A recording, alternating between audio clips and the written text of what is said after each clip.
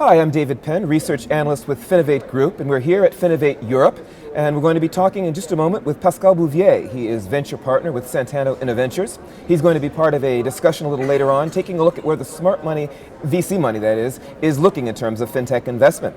Pascal, thanks for joining us. David, thank you for having me. Always a pleasure. Yeah, it's our second time chatting about the things that VCs are up to. First, if you could give us just a little bit of a background about yourself, and then we'll talk a little bit about where the smart money is looking.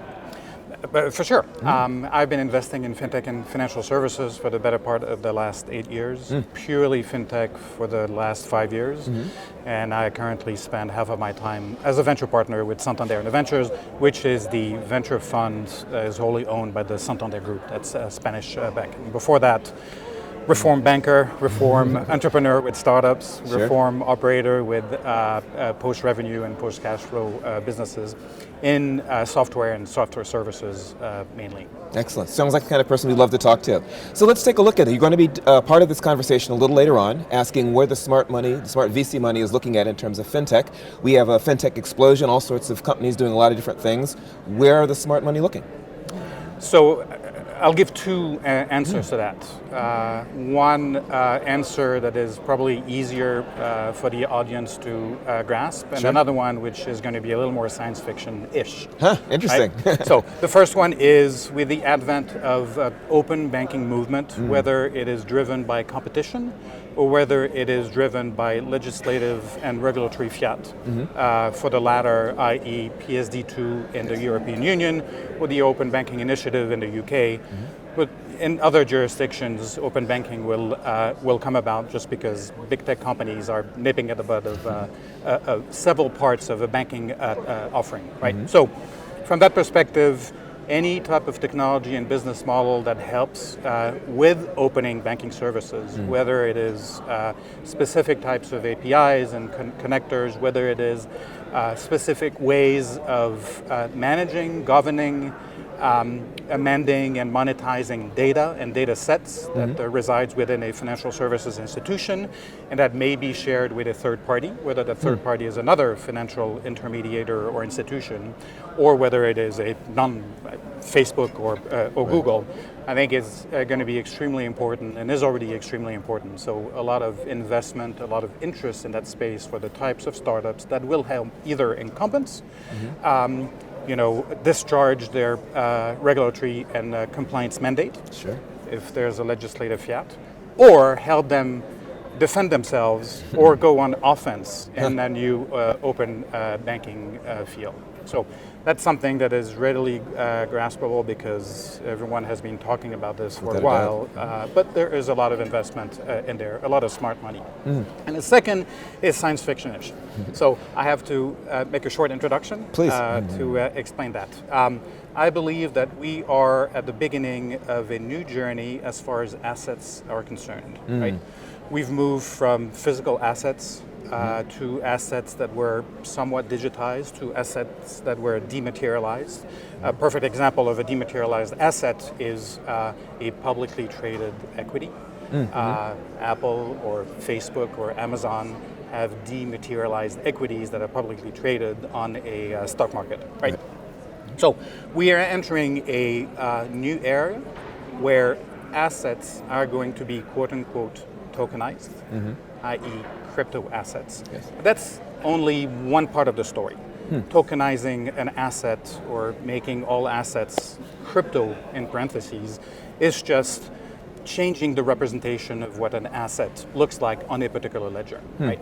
The more interesting part of that story is that assets are going to move from being somewhat dumb, quote unquote, to being a little smarter with some type of what I would call self-servicing, i.e. some parts of terms that are in documentation or properties of an asset will be coded with that token representation of the asset, right? They will be a little more self-servicing with regards to some types of corporate actions, whether they're a public corporation or whether they're a private corporation. And so that's exactly what that means to have assets that are going to become crypto assets. This implies recreating an entire infrastructure from the storing, the custody, the protection, the security, the trading, the investment, the hedging of all of these assets. And all the moves that we're seeing from crypto exchanges to crypto wallets to hedge funds that are positioning themselves to trade all of these tokens, to large institutions like Goldman Sachs making a sizable investment in a startup called Circle, which in turn recently bought a crypto exchange. We're seeing this entire infrastructure getting in place. And it's going to be over many, many years because there are many legal, technology, and business model issues that need to be resolved. But I believe that smart money is very interested in that new infrastructure and that new ecosystem and that new development for smart assets or crypto assets. Still too early for institutional money that is not that does not have the stomach for that type of risk. Sure.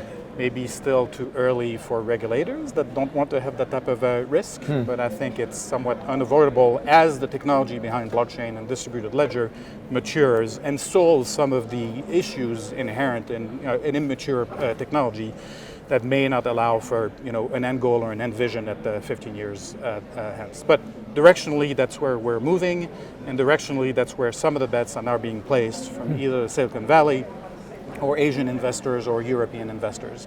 Things that are more decentralized in nature, that are more crypto in nature as far as assets are concerned.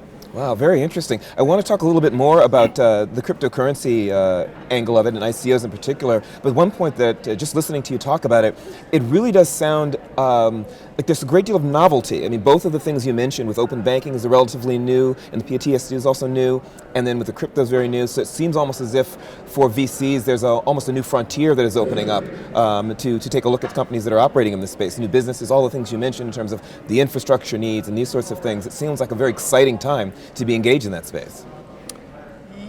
Yes, definitely.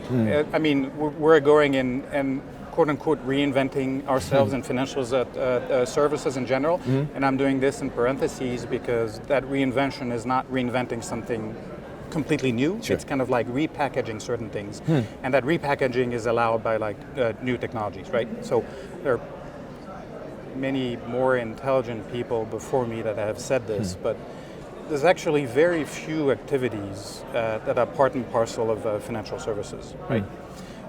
One is how to sell something, securitization. Sure. One is how much risk you want to take, leverage, right? And then the third is how does one aggregate either capital or customers or transactions so that one is able to affect one's business model. So aggregation, securitization, and leverage. These have not changed. Right. Probably 2,000 years ago, that was exactly the same. What has changed is our approach to it based on new technologies that come in line. And so that's what's exciting, to come up with new ways of doing the old, so to speak. Fascinating, fascinating. Well, let's go ahead and turn toward the ICOs. You mentioned cryptocurrencies a little while ago. ICO funding, something that's coming up more and more. Does that have any influence or any effect on the work that you do? I would say that it has the potential for quite material effect. Really? And that's predicated upon various things, right? So that first wave that we probably are towards the end of ICOs has been characterized by massive scams, probably by money laundering from unsavory actors, sure, and by a landscape that was unregulated or that did not want to get regulated itself, right, and non-compliant. So it's obvious, commonsensically speaking, that cannot continue, right? And so from that perspective, as a venture investor or as someone who deals with that alternative asset classes, I'm not going to be disrupted because this will never come to fruition because a lot of people are going to go to jail and ICOs are going to go away, right? But I believe that would be short-sighted. And I get back to my previous comment, which was the science fiction part of where the smart money is going, which is in crypto assets and in these that new infrastructure that will support crypto assets, right? We will see soon, after we have digested all the bad news of the 1,000 or so of ICOs that most of them will go away. Right. We will see soon a second wave of ICOs that are legal and compliant, more importantly, or equally importantly, that have a grounded business use case. And that will have the potential for meaningful disruption or change in how young startups, protocols that are applied to the internet, or the internet version Web 0.3, raise money. It might very well be that we will have less equity and more tokens and ICOs over the lifespan of a startup as it raises capital, and that will have an impact on how either venture investors, corporate venture investors, private equity investors, a whole array of investors that invest in the space will understand, digest, and practice their art and their profession. It might very well be that the venture capital firm of the future, or the private equity firm of the future, will be drastically different than what it has been over the past 20, 30 years. So definitely the potential. Yeah. Wow, very, very exciting. Well, thank you very much for sitting in and talking with us about all of the things that are going on with VCs and FinTech. Going to be very much looking forward to your presentation, or your discussion rather, a little later on.